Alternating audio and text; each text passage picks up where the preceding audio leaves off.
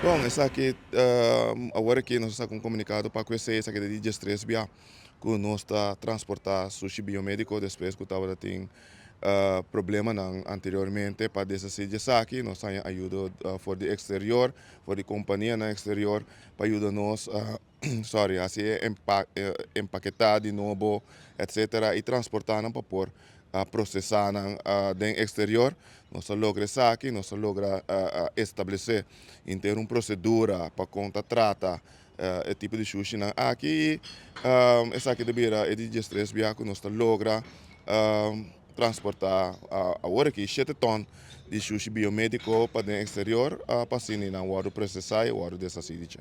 Sushi biomédico bibiata contém na área de anguanang porta parte ng humano ku award kita of dessa cidade.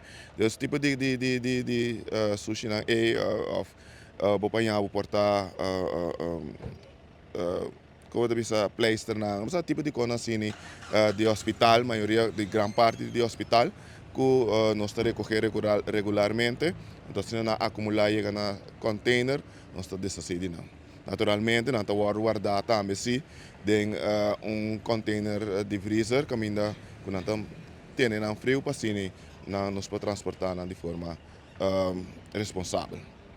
Essa aqui é o único sorte de sushi que você anda a transportar? Não, nós temos cartão também, nós temos na várias ocasiões nós transportar, papel também, tá algo que nós estamos transportando para reciclagem, especialmente cartão com papel, nós mas tanto tá é junto com o sushi biomédico nós está só para transportar. Tá.